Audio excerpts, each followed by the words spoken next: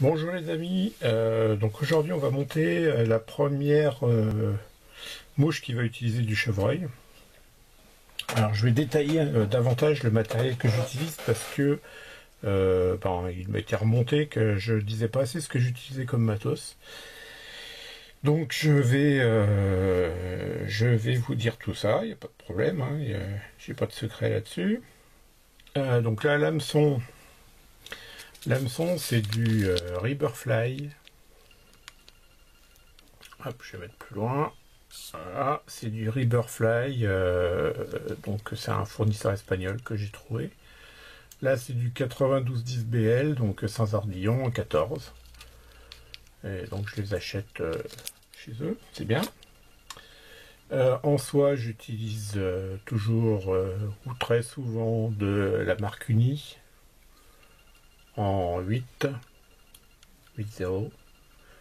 Pourquoi 8.0? Parce que ça permet quand même de tirer dessus, le fil casse pas, et Uni c'est pas mal. Enfin, moi je trouve. Donc voilà. Donc là, comme pour les autres montages, il faut que je refasse le point, parce que du coup on s'est perdu. Hop. Voilà. Donc comme pour les autres montages, on démarre ici et on va aller jusqu'à la pointe. Donc ça, on va monter là, c'est une, ça s'appelle la Elk K10. La Hulk Sage, ça dépend comment on l'appelle, enfin bon, ça veut dire la même chose. C'est un montage que j'apprécie particulièrement. Ça fonctionne bien, très bonne flottaison grâce au poil de chevreuil. Donc c'est l'avantage du poil de chevreuil, c'est la flottaison. C'est un poil creux de cervidé. Donc là, on va mettre un brin de cuivre fin. Donc si vous avez suivi depuis le début, vous savez que le cuivre que j'utilise, c'est du cuivre qui vient de câble haut-parleur. Donc j'en coupe un petit morceau, comme ça, tout petit morceau là. Et ben là vous avez plein de fils, donc j'en tire un fil et je m'en sers. Donc là on va fixer notre fil de cuivre. Vous pouvez mettre un tincelle aussi si vous voulez. Mais bon, un petit fil de cuivre c'est pas mal, comme là la flottaison par le poil de chevreuil est assez haute. C'est pas gênant d'avoir du cuivre qui va alourdir un peu la mouche. Derrière on va faire un corps. Hop, avant de faire le corps, on va placer aussi en attente un hacle. Donc moi j'utilise pas de hacle mais plutôt des lancettes. Donc là ce que j'utilise c'est du Whiting Farm. Pour ceux qui connaissent, hein, c'est une marque de coq génétique américain, Whiting Farm. Donc là c'est pour les sèches. Là c'est un quart. C'est marqué quarter saddle. Donc ça c'est pas mal, couleur miel, donc doré, jaune doré, déjà utilisé pour quand on a fait du palmer. Donc de la même façon, je vais le fixer à l'arrière, faire un petit aller-retour histoire de bien le fixer et je vais revenir me positionner à l'arrière.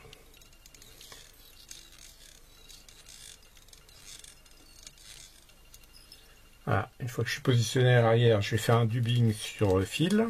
Donc dubbing sur fil, j'utilise encore là du DBL07 de chez Riberfly, qui est donc un dubbing de lièvre.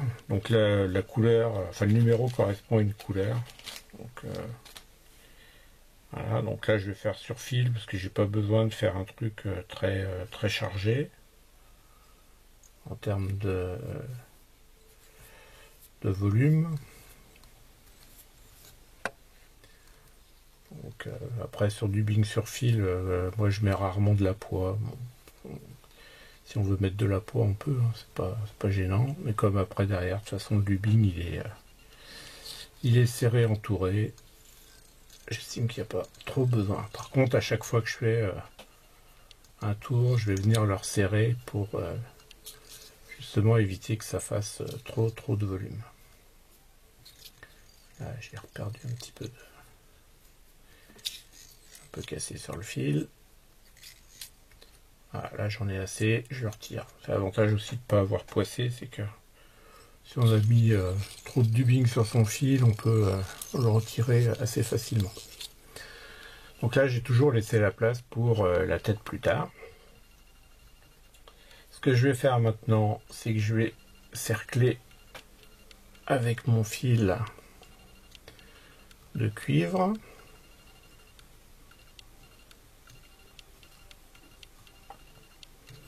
Quelques tours, hein, histoire d'anneler, puis de consolider le montage aussi.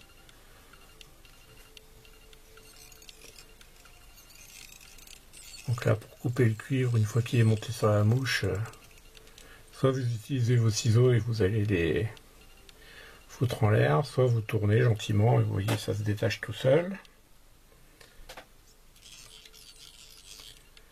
On va ensuite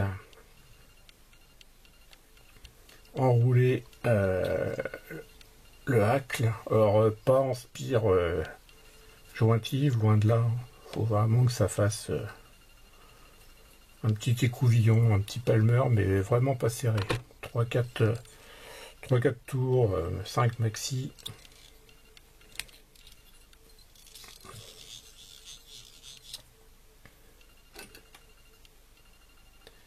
Et là on va passer à la partie intéressante, le chevreuil. Donc chevreuil qui peut venir de chez JMC, où vous allez acheter un petit paquet, une petite touffe là, de chevreuil qui va déjà vous faire un bon moment.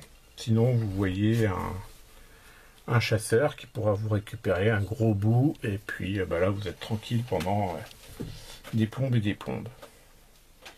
Donc pour le chevreuil, vous allez prélever une pincée sur votre peau,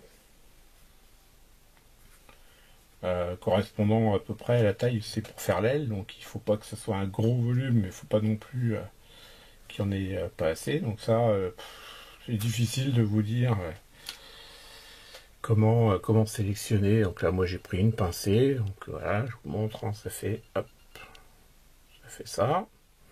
Faut bien penser à le débarrasser de toutes les merdes qu'il y a dedans. Donc en gros, vous prenez vos poils par la partie, par le bout, ce que vous allez utiliser, et vous tirez là,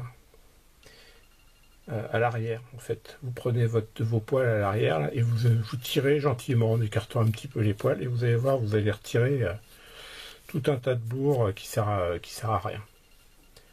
Donc une fois que vous avez vos poils, là, votre pincée de poils, vous allez utiliser le tasse-poil. Je sais pas pourquoi on appelle ça un tasse-poil, mais voilà, tasse-poil. Donc ça se compose d'une partie dure. Je vais reculer. Hop, le bouton. Voilà. Une partie dure en laiton, une partie plastique. Enfin, ça c'est celui que j'ai. On a plusieurs embouts possibles. Là. Moi j'en ai deux qui permettent d'avoir des poils plus longs. Donc on vient mettre les deux parties l'une dans l'autre, on vient mettre les poils à l'intérieur, pointe vers le bas. On bourre ça dedans comme on peut. On va taper sur une table ou une étagère, sur ce qu'on a à côté de soi. Et quand on a fait ça, on vient pencher son tasse-poil et le retirer comme ça. Et là, si on a bien tapé, tous les poils ici sont alignés. Donc il suffit de récupérer sa touffe de poils. Et on a notre touffe de poils alignée, propre, prête à utiliser. Donc après on fait comme pour tous les montages. Donc je vais me rapprocher. Voilà, on va regarder la longueur dont on a besoin, donc un petit peu plus que l'arme de l'hameçon. On va bien serrer ses poils dans la main. C'est important. On va faire 2 tours sans trop forcer. C'est-à-dire que vous voyez, j'ai les poils qui commencent à s'écarter là. Je maintiens la tension, mais je serre pas plus. 2 ou 3 fois. Une fois que j'ai fait ça 2 ou 3 fois, je vais revenir un peu plus près et là par contre je vais serrer. Là vous voyez que les poils s'ébouriffent. Je maintiens par contre toujours mes poils, ma touffe de poils bien entre mes doigts là. Voilà. Donc une fois que j'ai fait ça, j'ai bien mon aile qui est formée avec plein de petits poils là, qui partent vers l'avant, vers l'arrière. Donc tous ces poils là, je vais essayer de les ramener, de les coiffer vers le haut là.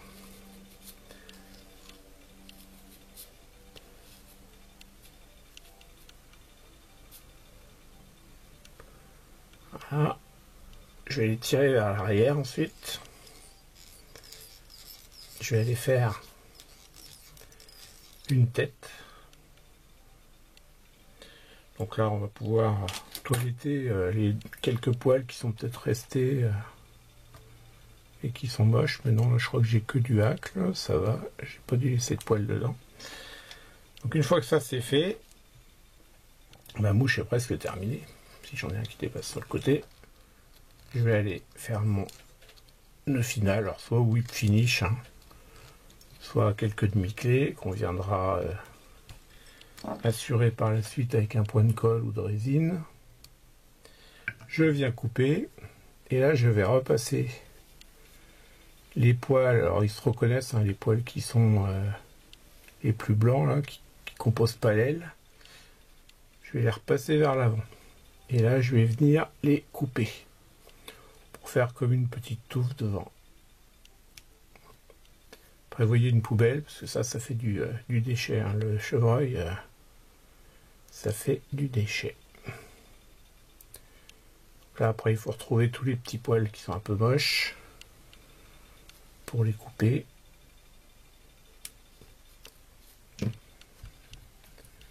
Là encore les taux rotatifs ça peut être sympa.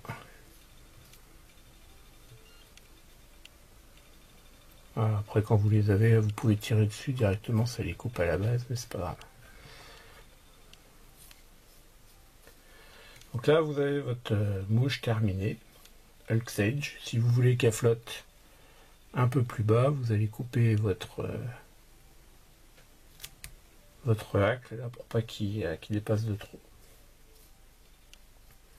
Voilà, le Hulk Sage ou Hulk K10 monté sur un hameçon de 14.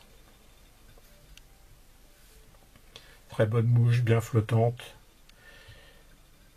idéal pour pêcher les courants. Voilà pour la première.